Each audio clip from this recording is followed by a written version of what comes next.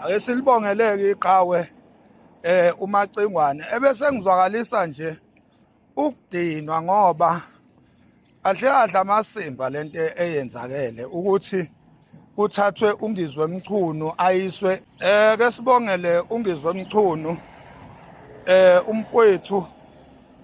umfowethu ungizwe Mchunu simbongele nje ngohambo athe walithola lokuthi aye eAmerica. Asinalo ulwazi olucacile ukuthi uye eAmerica uhambela ini lapha ya eAmerica. Asinalo impela ulwazi olucacile ukuthi yini le ayoyenza eMelika, kodwa sithi nje ake simbongele ngalo nje lolu hambo. Siyazi ukuthi yena personally uzobenefita out of it, kukhona azokuzuza okuqondene naye, ngoba noma ngathi uthunyiwe kumele abamthumile bamholele, noma ngathiwa ubone isidingo yena ngokwakhe kusuka kuye, kodwa abamxhasile kulo vision yakhe kukhona abazomshiya nabo. Ake silibongeleke iqhawe uMacingwane ebese ngizwakalisa nje ukudinwa ngoba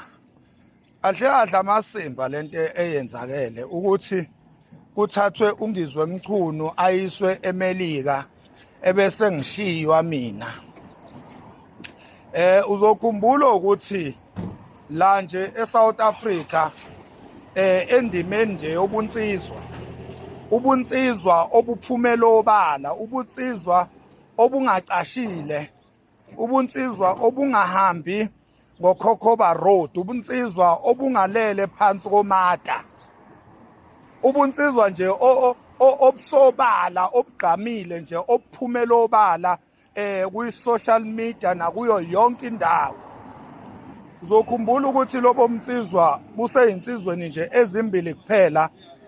so far, mina noNgizwe Mchunu. Zikhona-ke iy'nsizwa ziningi kodwa azikho ey'fana nathi, azikho iy'nsizwa ezi-fearless njengathi, azikho iy'nsizwa futhi ezi-strong in such a way that they are fit to stand in despite of all social media challenges, in despite of all criticisms, in despite of everything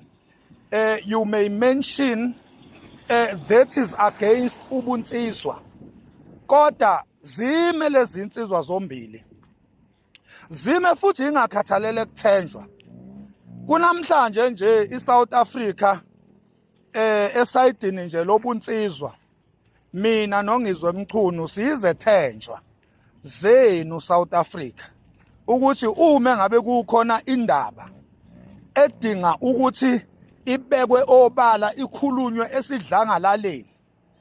kubonakala ukuthi leyo ndaba iyathusa futhi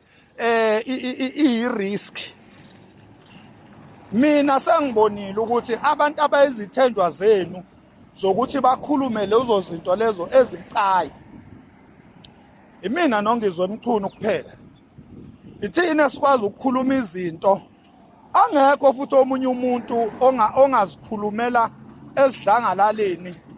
abesefana nathi nje aqhubeka adlanhlamvana. Ufakazi nina. Ithina esikwazi ukuqonda ngqo entweni, sifike sihlabe sihlikize uma ngabe ibheda, uma ngabe iright sifike sincome bese si-encourage. Zimbili kuphela iy'nsizwa ey'kwazi ukwenza njalo, iy'nsizwa ezinaleso sibindi, imina noNgizwe Mchunu. So although-ke ama-personalities ethu engafani, ngoba phakathi kwethu khona umalume Phephetha, lokho kubizwa nje ngegama elilodwa ekuthiwa yixoki, ebese kuba khona nje insizwa emayo nje emazwini ayo yabona ime nje ime futhi kuze kuyovalwa imina ke leyo nsizwa niyazi nani so iyacasula ke lento ukuthi kuzothi uma kuvela amathuba amahle okwenza ukuthi impilo iqhubeke iye phambili ebese lo mathuba lo anikezwe nje umuntu oyedwa kube ngathi uye kuphela omele ubunsizwa ezidlangalaleni la eSouth Africa ngizwa nje ingicasula nje leyo nto ukuthi nje angivele nje nginihlabe nje ngenkunzi malanga kaGede ngoba ukudakelekwa phela lo asisho ukuthi umnsizwa bethu sifuna ukukhokhelwa ngabo no asisho njalo ngoba azange siqashwe ukuze sibe lezi insizwe siyizo sazalwa lento yethu ayikwazi nathi asifuni siyafisa ukuyiyeka iyeke ngoba into esazalwa nayo kungakanani nje mina ngikhuzwa abantu abakhulu abantu laba bangithinte bangifonela ungazi nokuthi izinamba zami bayithathaphi kodwa phela uma uyi-celebrate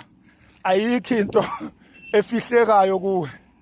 unganani mina ngifonelwa ngikhuzwa kuthiwa amakhanya yeka lento nami ngithembisa ukuthi ngizoyiyeka lento ngithi ngiyayiyeka lento ayiyeke kuyaputshuka ngoba awukwazi ukuyeka ubuwena awukwazi ukuyeka ubuwena kunokuthi ubiyeke uyabufela ufele nje ukuthi uyi-original uwena nje ungizwe kungakanani ebhekana nezimo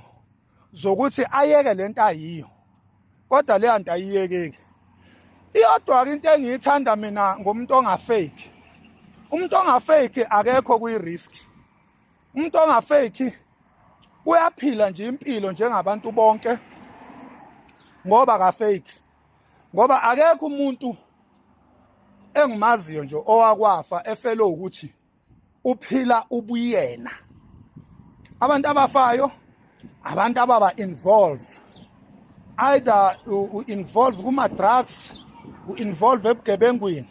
u-involve ekubeni fake uzenze omunye umuntu uthola ukuthi ama-challenge alento lo muntu ayiyo azokushaya phela nawe angithi nawe uzubona uyilento